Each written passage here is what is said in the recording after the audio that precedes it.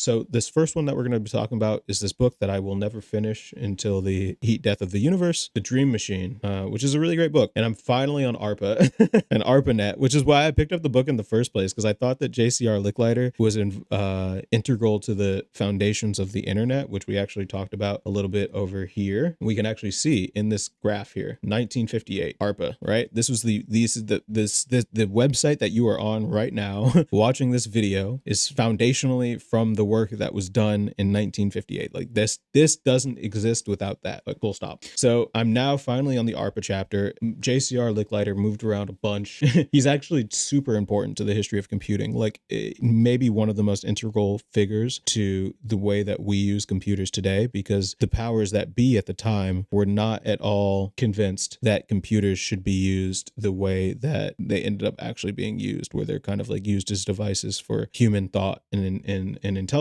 So I'm just going to read these and then stop at the ones that I think are kind of interesting. These are highlights that I took from the book as a reminder. So ARPA would make a series of massive long distance calls and just never hang up. What this is alluding to is the packet model of how what is this? I guess they are still just called packets, the packets of packets. When you send data across the phone lines, especially at the time in the 1950s, people were used to the current way of doing things, which was literally like you would spin that little dial phone and it would like go to an operator who would like literally manually route the circuit until they had automatic circuit switchers. So ARPA was just basically initially thinking like, okay, like let's just take advantage of that system where we can connect computers to each other, but then we'll just have them never hang up, right? So we will always be able to send data down the line from this computer to that computer. This had a lot of problems that were just really not soluble because of the way that like kind of data needed to be delivered. And basically it led to a whole thing about like, oh, packets, and then like you have to do error correcting code because there's a lot of noise in the signaling between these things. Actually, yes, you see, in effect, those pulses from the spinning dial were asking the telephone system to create a complete circuit between your telephone and the one you were calling, which is crazy. Telegraph lines were so noisy that transmission was limited to short hops. The clerks in each telegraph office had to write down messages as they arrived, then key them in again to send them farther down the line. It's literally like the game of telephone.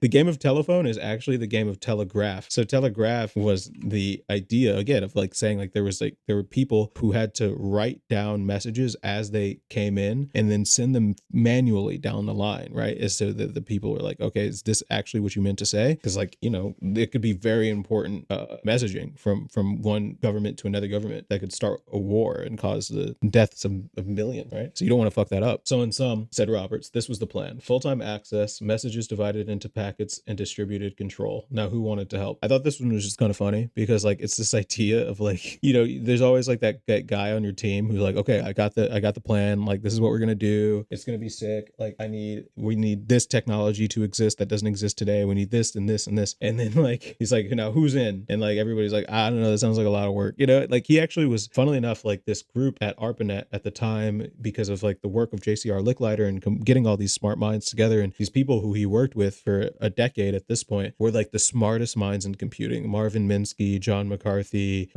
just like a ton of people, like Cloud Shannon even on the really earlier side and stuff like that, that really were the smartest people in computation, like hands down, right? Like in the whole globe, right? And they were all working together on solving really hardcore computer problems. And honestly, I'm super jealous. I find that like today, all of like the really smartest minds in computing are just so obsessed with like the startup, like making money, Series A, Series B stuff, that they aren't actually making cool shit anymore. And this is a whole other point. Like, I don't know, like, I don't think it's inherently wrong to make a lot of money for the thing that you're building, but it's just so sad that like you are either in academia's butthole and you're trying to like make something new, or you're at a company where they are just like so focused on the bottom line that nothing actually gets created. And we actually just see that, for example, with like Google shutting down like the Stadia division. Like Google has a tendency to like just like can projects because they don't really give a shit. But like it's really interesting to see how how that was, Google has some of the brightest minds on the planet, right? Like they pay a lot of money to solve really hard problems, and still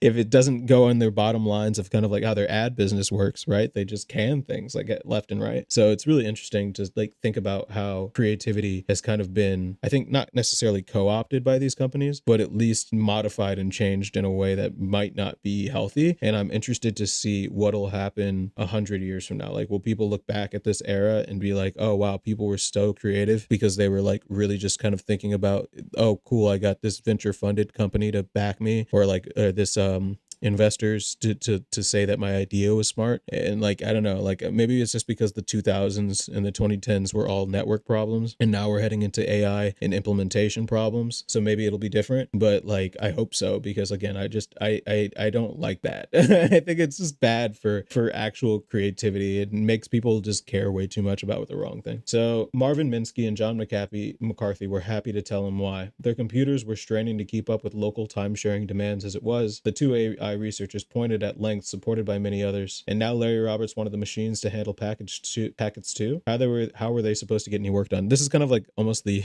the idea of like human effort and machine effort, right? Like at the time, people needed to convince ARPA that like it was worth it to move from batch computing to time sharing in the first place. And now that everybody was on board with time sharing, because basically that was a big deal, right? Because computers that were using batch processing took hours to compute things. They just took a long time, and like basically the computer time was more valuable than the human time. And the big part of the time sharing movement was like, hey, let's all share the processing. So you do something, and then I'll take a little bit of processing to do a little bit more of my task, and then you do something, and it'll feel instantaneous, right? Like we didn't get to the actual kind of instantaneous computation that we have today until well into the 80s. But like the concept of like, let's make it faster was a buy-in thing. You had to convince the people to actually change the computers to do this. And now there's another convincing of the people who were responsible for convincing the time sharing to that hey, it's actually a good idea to now make this distributed network of computers that's going to be able to talk to each other at all times of the day. And it's just really interesting because it brings up this idea of like, science moving forward one funeral at a time. And I think about this a lot with my own work, and kind of like the things that are kind of like holding me back, and kind of like saying like, there are just things that I won't be able to, that I'll be stubborn on, that I'll be wrong on, especially later on in life. And I know that because it's happened to literally every person in history. Right? Like it's like not something that, it's kind of actually just a part of the human condition. I think one of the reasons that the youth is so quote unquote creative is that they go out of their way to just do the opposite of whatever their predecessors told them to think. And that allows for society to try new, from a genetic standpoint, alleles to evolve in a different way.